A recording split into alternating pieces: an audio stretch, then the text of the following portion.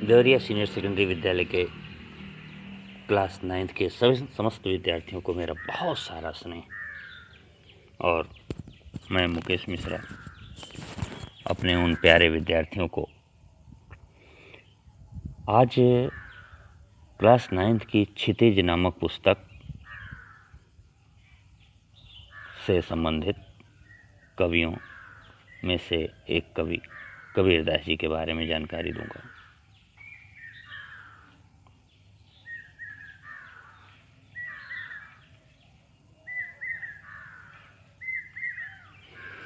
आइए इसी क्रम में हम माता सरस्वती जी के चरणों में सादर प्रणाम करते हैं और माता सरस्वती जी से यह निवेदन करते हैं कि हे माता, हमारे समस्त अध्ययन को आप प्रभावशाली बनाइए, हमारा अध्ययन श्रेष्ठ हो।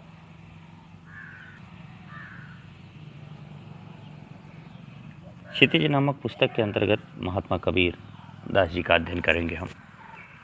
कबीर एक ऐसे संत कवि हुए जिन्होंने दुनिया का रुख मोड़ा, दुनिया की सोच बदल दी, दुनिया वालों के बारे में जो भी विचार था उन विचारों में परिवर्तन लाने की कोशिश की और परिवर्तन लाया भी।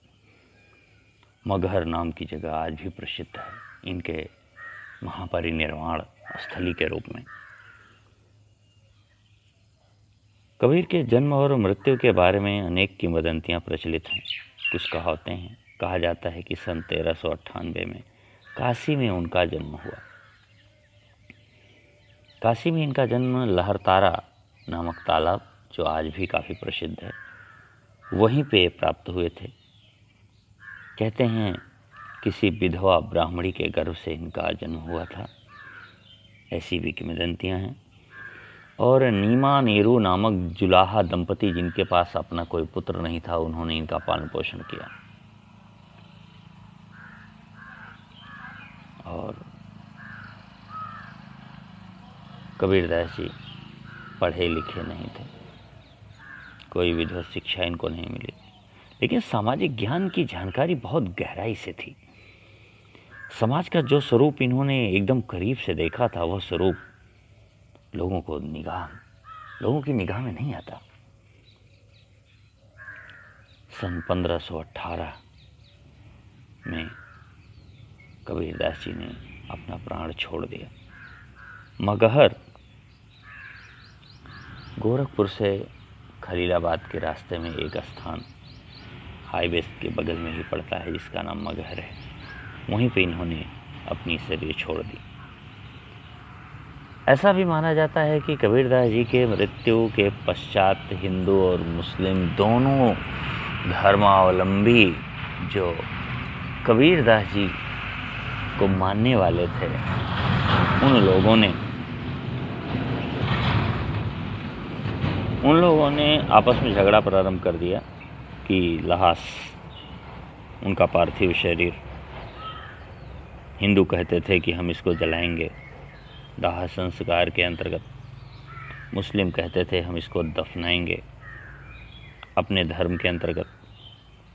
लेकिन जब दोनों का आपसी भेद बढ़ने लगा तो कुछ समय पश्चात जब कपड़े को हटा करके, कफन को हटा करके देखा गया, तो माना जाता है कि वहाँ पे केवल फूल प्राप्त हुए, शरीर नहीं। और दोनों धर्मावलंबियों ने अपने अपने अनुसार दाह संस्कार अथवा दफनाने का काम कर लिया गया। यानी जन्म से मृत्यु तक इनके बारे में अगर आप और भी खोजेंगे तो आपको बहुत सारे अचंभित कर देने वाले दृश्य भी मिलेंगे। ऐसे हैं महान संत और कवि कबीरदास जी। उनके ज्ञान से लबालब कुछ पद्य पंक्तियां हमको मिली हैं जो हम अध्ययन करेंगे। कबीर ने विधिवत शिक्षा नहीं पाई थी, परंतु सत्संग, पर्यटन तथा अनुभव से उन्होंने ज्ञान प्राप्त किया था। भक्तिकाल के कवि थे। निर्गुण काव्यधारा के, निर्गुण ब्रह्म को पूजने वाले संत थे। और इनकी रचनाएं मुख्यतः कबीर ग्रंथावली में संग्रहित हैं। इनकी रचनाएं कबीर ग्रंथावली में संग्रहित हैं, किंतु कबीर पंथ में उनकी रचनाओं का संग्रह बीजक ही प्रमाणिक माना जाता है। कुछ रचनाएं गुरु ग्रंथ साहब में भी संकलित हैं। कबीर अत्यंत उदार, निर्भय तथा सदगृहस्थ संत थे। सदगृहस्थ माने अच्छे भावनाओं से युक्त और गृहस्थ जीवन जीने वाले संत थे।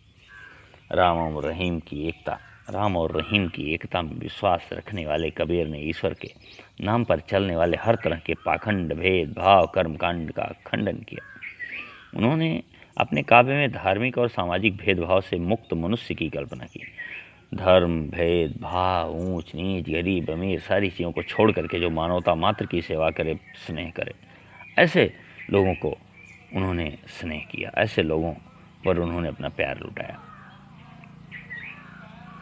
ईश्वर प्रेम, ज्ञान तथा वैराग्य, गुरु भक्ति, सत्संग, साधु महिमा के साथ आत्मबोध और जगत बोध की अभिव्यक्ति उनके काव्य में हुई।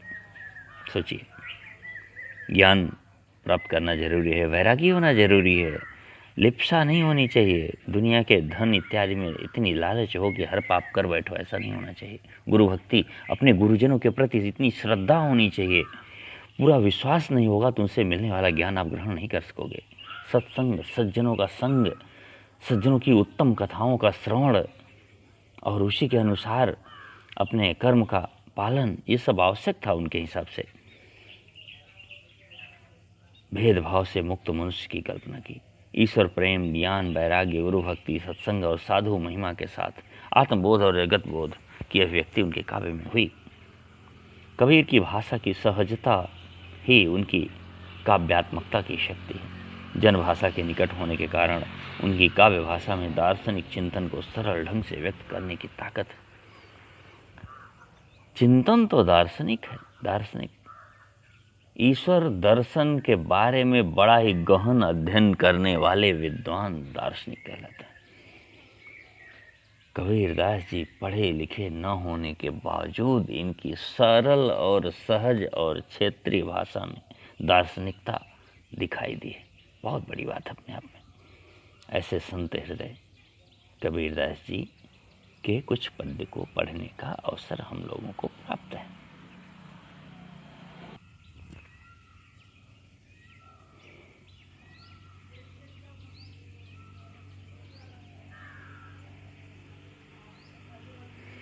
यहाँ संकलित साखियों में प्रेम का महत्व, संत के लक्षण, ज्ञान की महिमा, बाह्य आडंबरों का विरोध आदि भावों का उल्लेख हुआ है, जो आपको पढ़ने के लिए मिलेंगी।